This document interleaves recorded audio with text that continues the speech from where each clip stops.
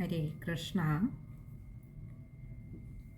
ഇന്നിനി നമ്മൾ ഇതിനോടകം ഭഗവാന്റെ കൃപ കൊണ്ട് 11 അധ്യായങ്ങളൊന്ന് വിചാരം ചെയ്ത് ഭഗവാന്റെ പാതാരവിന്ദങ്ങളിൽ സമർപ്പിക്കുവാൻ ഭഗവാന്റെ അതിയായ കാരുണ്യമുണ്ടായി. ഇനി നമുക്കിന്ന് വിചാരം ചെയ്യേണ്ടത് 12ാമത്തെ അധ്യായത്തിൻ്റെ കഥാസാരമാണ്. നമ്മൾ കഥാസാരം നോക്കിയിട്ട് അടുത്ത സത്സംഗം മുതലാവും ആ അധ്യായത്തിൻ്റെ ശ്ലോകങ്ങളിലേക്ക് കടക്കുക. അപ്പോൾ എന്താണ് ആ അധ്യായത്തിൽ പറഞ്ഞിട്ടുള്ളത് എന്നുള്ളതാണ് കഥാസാരത്തിലൂടെ നമ്മൾ നോക്കുന്നത്. ഈ അധ്യായം 12ാമത്തെ അധ്യായം പറയുന്നത് ഭഗവാന്റെ മറ്റൊരു ലീലയായിട്ടുള്ള അഘാസുര വധത്തെക്കുറിച്ചാണ്. ഭഗവാനെ അവിടുന്നും അവിടുത്തെ കൂട്ടുകാരും അവിടുത്തെ ബന്ധുമിത്രാദികളും എല്ലാവരും കൂടി വൃന്ദാവനത്തിൽ ഇപ്പോൾ താമസമാണ്. ആ ഉണ്ണിക്കണ്ണനും രാമേട്ടനും ബലരാമനും മറ്റുള്ള സുഹൃത്തുക്കളും ഒക്കെയായി എന്നും രാവിലെ വനത്തിലേക്ക് പോകും. കാലികളും ഒക്കെയായിട്ടാവും പോവുക. അങ്ങനെ ഈ പശുക്കിടാങ്ങളോടൊപ്പം അവർ പോകുമ്പോൾ കയ്യിലാകട്ടെ കൊമ്പുണ്ടാവും, കുഴലുണ്ടാവും, ഒരു പൊൻചൂരലുണ്ടാവും. പിന്നെ ഇവർക്ക് ഭക്ഷിക്കാൻ വേണ്ടേ, ഈ കൊച്ചു കുട്ടികളല്ലേ, അപ്പോൾ അവർക്ക് ഭക്ഷണവും ചോറ്റുപാത്രത്തിൽ എടുത്തിട്ടുണ്ടാവും. ഇതെല്ലാം കൊടുത്തിട്ടാണ് ഈ അമ്മമാരിവിടെ ഇവരെ വനത്തിലേക്ക് വിടുന്നത്, ഗോക്കളെ മേയ്ക്കുവാനായിട്ട് വിടുന്നത്. അങ്ങനെ ഈ പശുക്കിടാങ്ങളെയൊക്കെ മേയിച്ചുകൊണ്ട് കാർവർണ്ണനോടൊപ്പം പലതരത്തിലുള്ള ലീലകളാടി ഈ ഗോപബാലന്മാരും അങ്ങനെ സന്തോഷിച്ച് ജീവിച്ചു വരികയാണ്. അവരുടെ ഓരോ ദിവസവും അവർക്ക് എന്തെങ്കിലുമൊക്കെ ഈ കൃഷ്ണനെക്കുറിച്ച് പറയുവാൻ പുതിയ കഥകളും ഒക്കെ ആയിട്ടാണ് എന്നും അവർ വീട്ടിൽ വരാറുള്ളത്. ഈ പോകുന്ന കൂട്ടത്തിൽ ചിലപ്പോൾ കൂട്ടുകാരുടെയൊക്കെ എന്തെങ്കിലും ചോറ്റുപാത്രമോ ഒക്കെ എടുത്ത് ഒളിപ്പിച്ചു വെക്കുക. അതിനുശേഷം മോഷ്ടിച്ചു വെച്ച ചോറ്റുപാത്രം കുറേ കഴിഞ്ഞ് കൂട്ടുകാരൻ അന്വേഷിച്ച് നടക്കുമ്പോൾ തിരികെ കൊടുക്കുക. എല്ലാവരും കൂടി കൈകൊട്ടി പൊട്ടിച്ചിരിക്കുക. ഓർക്കുക, ഒരു 6 മുതൽ 10 വയസ്സ് വരെയുള്ള ഒരു പ്രായമാണിപ്പോൾ ഉണ്ണികൾക്ക്. അപ്പോൾ ഇവർക്കിങ്ങനെ പലതരത്തിലുള്ള കുറുമ്പുകൾ പരസ്പരം കാണിച്ചും സന്തോഷിച്ചും അവരങ്ങനെ അവരുടെ ഓരോ വനയാത്രയും അവിസ്മരണീയമാക്കിക്കൊണ്ടിരിക്കുകയാണ്. പിന്നെ കൃഷ്ണനും കൂടി കൂടെയുള്ളത് കൊണ്ട് എല്ലാ കള്ളത്തരങ്ങളും അവർക്ക് പറഞ്ഞു കൊടുക്കുവാൻ കൃഷ്ണൻ തന്നെ മുൻപിലുണ്ടാവും. ഏതായാലും അങ്ങനെ അവരാ വനഭംഗിയൊക്കെ ആസ്വദിച്ച്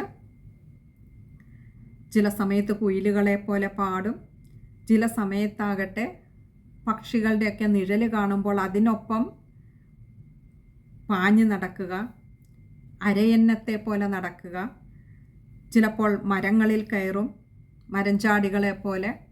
അങ്ങനെ ചില സമയത്ത് മയിലുകളെ കാണുമ്പോൾ മയിൽ നൃത്തമാടുന്നത് പോലെ നൃത്തമാടുക, കൊറ്റിയെപ്പോലെ ഒറ്റക്കാലിൽ നിൽക്കുക എന്നു വേണ്ട ആ പ്രകൃതിയിലെ സർവചരാചരങ്ങളുടെയും ലീലകളെ അതുപോലെ പകർത്തിയും അതുപോലെ ഭാവപ്പകർച്ച പകർന്നാടിയും ഒക്കെ അവർ പരസ്പരം അങ്ങനെ സന്തോഷിച്ചും അവരുടെ ആ ഒരു വൃന്ദാവന ലീലകൾ നാൾക്ക് നാളങ്ങനെ ഭംഗി കൂടി വരികയാണ്. ഇത് കാണുന്നതാകട്ടെ ആ വൃന്ദാവനത്തിലെ ഓരോ വൃക്ഷത്തിനും ലതയ്ക്കും ഓരോ കുഞ്ഞു പ്രാണിക്കും വരെ കണ്ണിന് അത്യാനന്ദകരമായിട്ടുള്ള ഒന്നാണ്. എന്താ, ഭഗവാനാണ് കൂടെയുള്ളത്. ഭഗവാനും ഈ കുട്ടികളോടൊപ്പം ചേർന്ന് ഇതേ ലീലകളൊക്കെ ആടിക്കൊണ്ടാണ് ഇരിക്കുന്നത്. അങ്ങനെ ആ കൃഷ്ണനോടൊപ്പം സർവേശ്വരനായിട്ടുള്ള ഭഗവാന്റെ ഈ ലീലകളോടൊപ്പം ലീലകളാടിക്കൊണ്ട് ആ ഗോപബാലന്മാരും തന്നെയല്ല ആ വൃന്ദാവനത്തിലെ ഓരോ പുൽക്കൊടിയും ആനന്ദലഹരിയിൽ അമർന്നു. അങ്ങനെ ഇരിക്കുമ്പോഴാണ്, ഇവിടെ അങ്ങനെ സന്തോഷകരമായിട്ട് ഈ ഉണ്ണികളൊക്കെ കഴിച്ചു കൂട്ടിക്കൊണ്ടിരിക്കുമ്പോഴാണ് കംസൻ്റെ അടുത്ത സഹായി, പല സഹായികളെ ഇപ്പോൾ ഇതിനോടകം കൃഷ്ണനെ തേടി വന്നു. കൃഷ്ണനുണ്ണി തന്നിലേക്ക് അങ്ങോട്ട് ചേർക്കുകയും ചെയ്തു. ഇനി അടുത്ത ഒരു സഹായി അഘാസുരൻ. അഘമെന്നാണ് പേര്. അഘമെന്നാൽ തന്നെ പാപമെന്നർത്ഥം. അഘാസുരൻ അങ്ങനെ ഒരു അവസരം പാർത്തിരിക്കുകയായിരുന്നു. എന്തിനാ?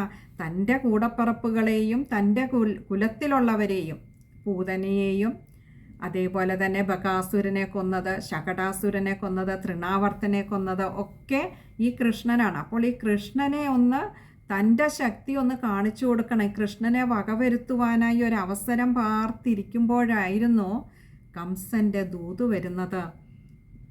അഘാസുരന്, നീ പോയി കൃഷ്ണനെ കൊന്നിട്ട് വരിക. രോഗി ഇച്ഛിച്ചതും വൈദ്യൻ കൽപ്പിച്ചതും പാല് എന്ന് പറയുന്നത് പോലെ അഘാസുരൻ എളുപ്പം പുറപ്പെട്ട് എന്നും ഈ ഉണ്ണികൾ പശുക്കളെയുമായി മേയ്ക്കുവാൻ പുറപ്പെടുന്ന ആ പാതയോരത്ത് തന്നെ വന്നിട്ട് അവിടെ വന്ന് അസുരരൂപമല്ല, വലിയ ഒരു പെരുമ്പാമ്പിൻ്റെ രൂപത്തിലാണ് അവിടെ വന്ന് കാത്തിരുന്നത് ഈ കുട്ടികളും കൃഷ്ണനുമൊക്കെ വരുന്നതിനായിട്ട്. അങ്ങനെ വന്ന് കുട്ടികളും കാലികളും ഒക്കെ ആയിട്ട്, അപ്പോൾ കൃഷ്ണൻ ഇങ്ങനെ ആ വൃന്ദാവനത്തിൽ ഓരോ വനഭംഗിയൊക്കെ കണ്ട് ആസ്വദിച്ച് വരികയാണ്. മുൻപേ ഈ കുട്ടികളും ഗോക്കളും ഒക്കെ പശുക്കുട്ടികളൊക്കെ വരുന്നുണ്ട്. അങ്ങനെ ഇരിക്കുമ്പോൾ ഈ അഘാസുരൻ്റെ അടുത്ത് വലിയ വായും, വലിയൊരു രൂപമാണത്, വലിയ വായൊക്കെ തുറന്ന് അങ്ങനെ പാമ്പാണെന്ന് മനസ്സിലാകാത്തത്ര വലിയൊരു രൂപത്തിലാണ് വന്ന് കിടന്നിരുന്നത് അഘാസുരൻ. അതിൻ്റെ അടുത്തെത്തിയപ്പോൾ ഈ കുട്ടികളൊക്കെയും പറയുന്നുണ്ട്, ഗോപബാലന്മാരും പശുക്കളും ഒക്കെ ആയിട്ട് അതിൻ്റെ അടുത്ത് എത്തുമ്പോൾ പറയുന്നുണ്ട്, ഇതെന്താ വലിയ പാമ്പോ? ഇതിപ്പം ഞങ്ങൾ മുൻപ് ഇവിടെ കണ്ടിട്ടില്ലല്ലോ. ഇതിൻ്റെ വായ്ക്കകമായിട്ടാണോ ഇതെന്താ ചുമന്നിരിക്കുന്നത്? ഇതിൻ്റെ കീഴ്ച്ചുണ്ട് തുടങ്ങി, അതുപോലെ ഇതിൻ്റെ നാവ് എന്താണ് ഇത്രയേറെ ഇങ്ങനെ നീളവും വലുപ്പവും ഉള്ളത്? ഇതെന്ത് ജീവിയാണ്? ഇത് പാമ്പ് തന്നെയാണോ? ഇതിൻ്റെ വായിൽ നിന്നും ഒരു വല്ലാത്ത ദുർഗന്ധം വരുന്നുണ്ടല്ലോ, ചീഞ്ഞ മാംസത്തിൻ്റെ പോലെയുള്ളത്. ഇനിയും ഇതെന്തിനെങ്കിലും ഭക്ഷിച്ചിട്ട് കിടക്കുകയാകുമോ? സത്യത്തിൽ ഈ നിരപരാധികളായിട്ടുള്ള ഒന്നും അറിയാത്ത ഈ ഗോപബാലന്മാർ വെറുതെ ഒരു കളിതമാശ പറഞ്ഞതായിരുന്നു. ഇനിയും ഇത് പാമ്പാണോ? ഇങ്ങനെയൊക്കെ വെറുതെ കളിതമാശ പറഞ്ഞാൽ അവർക്കപ്പോഴും മനസ്സിലാവുന്നില്ല ഇത് ശരിക്കും ഒരു പാമ്പായി തന്നെ വാ പിളർന്ന് കിടക്കുന്ന ഒരു പെരുമ്പാമ്പാണെന്ന് അവർക്ക് അപ്പോഴും മനസ്സിലാകുന്നുണ്ടായിരുന്നില്ല. പക്ഷേ ഇവരിലൂടെ ഇത് പറയിപ്പിച്ച ആ ചൈതന്യം, ആ ശക്തിയായിട്ടുള്ള കൃഷ്ണനുണ്ണി ഇതൊക്കെ അറിയുന്നുണ്ടായിരുന്നു. കൃഷ്ണനുണ്ണിക്കാണ് ഇതിൻ്റെയൊക്കെ സത്യാവസ്ഥ അറിയാവുന്ന കൃഷ്ണനുണ്ണി എളുപ്പം ഇവരുടെ അടുത്തേക്ക് ഓടി വരികയും ഈ കുട്ടികളൊക്കെ കാലിയെ മേയിച്ച് നേരെ ഈ പെരുമ്പാമ്പിൻ്റെ വായിലേക്ക് തന്നെയാണ്. കാരണം അവർ വെറുതെ പറഞ്ഞതാണ്, ഇത് പെരുമ്പാമ്പാണെന്ന് അറിഞ്ഞുകൊണ്ടല്ല കയറുന്നത്. അവർ വിചാരിച്ചത്, ഇന്ന് നമുക്കൊക്കെ കാണാം, പല പാർക്കുകളിലും പോയി കഴിഞ്ഞാൽ ഇതുപോലെയുള്ള വലിയ വലിയ രൂപങ്ങളൊക്കെ ഉണ്ടാക്കി വെച്ചിട്ടുണ്ടാവും, അതിനുള്ളിൽ കൗതുക കാഴ്ചകളൊക്കെ നിറച്ചു വെച്ചിട്ടുണ്ടാവും. ഈ കുട്ടികളും അങ്ങനെ ധരിച്ചുള്ളൂ, തങ്ങൾ ഇതുവരെ കാണാത്ത വൃന്ദാവനത്തിലെ മനോഹരമായ ഒരിടം, ഇതിനുള്ളിൽ എന്തൊക്കെയോ മനോഹരമായ കാഴ്ചകൾ തങ്ങളെ കാത്തിരിപ്പുണ്ട് എന്നുള്ള ധാരണയിൽ ആ ഗോക്കളുമായിട്ട് ഈ ഗോപബാലന്മാർ കൈകൊട്ടി ചിരിച്ചുകൊണ്ട് കളിച്ചിരി തമാശകളൊക്കെ പറഞ്ഞുകൊണ്ട് നേരെ ആ പെരുമ്പാമ്പിൻ്റെ വായ്ക്കുള്ളിലേക്കാണ് നടന്നു കയറിയത്. ഈ കുട്ടികൾ ഉള്ളിൽ കയറിയെങ്കിലും പെരുമ്പാമ്പ് വായടച്ചില്ല. കാരണം തനിക്ക് വേണ്ടത് ഈ കുട്ടികളെയോ ഗോക്കളെയോ അല്ല, തനിക്ക് വേണ്ടൊരാൾ ഇവർക്ക് പിന്നാലെ വരുമെന്ന് ആ പെരുമ്പാമ്പിന് നല്ല ഉറപ്പുണ്ടായിരുന്നു. കൃഷ്ണനുണ്ണി ഇത് മനസ്സിലാക്കി ദൂരെ നിന്ന് പോകരുതേ, കയറരുതേ എന്ന് വിളിച്ചു പറയാൻ തുടങ്ങുമ്പോഴേക്കും ഈ കുട്ടികളും ഗോപബാലന്മാരുമൊക്കെ ഈ ഗോക്കളുമൊക്കെ ഉള്ളിൽ കടന്നു കഴിഞ്ഞിരുന്നു. ഇനിയിപ്പോൾ കൃഷ്ണന് മനസ്സിലായി, ഇവൻ തന്നെ കാത്തു കിടക്കുകയാണ്. ശരി, താൻ അനുഗ്രഹം കൊടുത്തേക്കാൻ, തന്നെ തേടി ഇവിടെ വന്നതല്ലേ. എളുപ്പം കൃഷ്ണനുണ്ണിയും ഓടി ആ വായ്ക്കുള്ളിലേക്ക് കയറിയതും പെരുമ്പാമ്പ് വായടച്ചു. ഇങ്ങനെ വായടച്ചു കഴിഞ്ഞപ്പോൾ കുട്ടികൾക്കൊക്കെ ശ്വാസം മുട്ടാൻ തുടങ്ങി. കൃഷ്ണനുണ്ണി മനസ്സിലാക്കി, തൻ്റെ സുഹൃത്തുക്കൾക്കൊരു ദുഃഖം ഉണ്ടാകാൻ പാടില്ല, ഒരു വിഷമം ഉണ്ടാകാൻ പാടില്ല. കൃഷ്ണനുണ്ണി എളുപ്പം തൻ്റെ ശരീരത്തിൻ്റെ വലിപ്പം അങ്ങോട്ട് കൂട്ടിക്കഴിഞ്ഞപ്പോഴോ ഈ ശരീരത്തിന് വലിപ്പം കൂടുന്നതനുസരിച്ച് പെരുമ്പാമ്പിന് ഇപ്പോൾ ശ്വാസം മുട്ടിത്തുടങ്ങി. കുട്ടികളൊക്കെ ശാന്തമായി തന്നെ ഇരുന്നു. പക്ഷേ പെരുമ്പാമ്പിന് ശ്വാസം മുട്ടി. ഒടുവിൽ ആ വലിപ്പം കൂടുന്നതനുസരിച്ച് പെരുമ്പാവിൻ്റെ മൂർധാവ് പൊട്ടിപ്പിളർന്ന് ആ പ്രാണൻ പുറത്തേക്ക് പോവുകയും ചെയ്തു. ഇത് കഴിഞ്ഞപ്പോൾ കൃഷ്ണനുണ്ണി കുട്ടികളെയും മറ്റു ഗോക്കളെയും ഒക്കെയായിട്ട് അങ്ങനെ പുറത്തേക്ക് യാതൊന്നും സംഭവിക്കാത്തതുപോലെ നടന്നിറങ്ങി. കുട്ടികളുടെ ജീവൻ തിരിച്ചു കിട്ടുകയും ചെയ്തു.